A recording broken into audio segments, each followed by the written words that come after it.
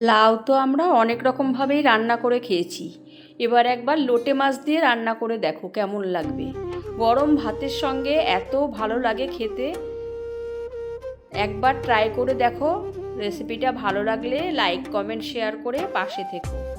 প্যানে সর্ষের তেল দিয়ে দিলাম। একটা বড় পেঁয়াজ স্লাইস করে দিয়ে দিলাম।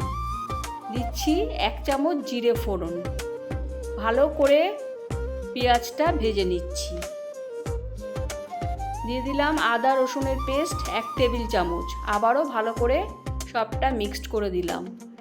একটা বড় টমেটো স্লাইস করে দিয়ে দিলাম। 2টো চেরা কাঁচা লঙ্কা দিয়ে দিলাম। একদম নেড়েচেড়ে ভালো করে ভেজে নিলাম। লোটে মাছটা ভালো করে ধুয়ে পরিষ্কার করে রেখেছিলাম, সেটাও প্যানে দিয়ে দিলাম। ভালো করে নেড়েচেড়ে নিচ্ছি। একটা লাউ ঝিরিঝিরি করে কেটে রেখেছিলাম, সেটাকে দিয়ে দিলাম। দিয়ে দিচ্ছি 1 টেবিল চামচ নুন, 1 টেবিল চামচ হলুদ গুঁড়ো, 1 টেবিল চামচ ড্রাই রোস্ট করে রাখা জিরের গুঁড়ো। দিচ্ছি 2 টেবিল চামচ জাগেরি পাউডার। স্বাদটা একটু মিষ্টি হলে এটা ভালো লাগবে। তোমরা তোমাদের পছন্দ মতন মিষ্টি নুন দিও। ঢাকা দিয়ে লো ফ্লেমে রান্না হতে দিচ্ছি।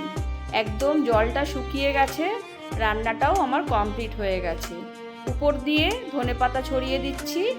এবার গরম গরম ভাতের সঙ্গে আমি সার্ভ করব। রান্নাটা আমার কমপ্লিট।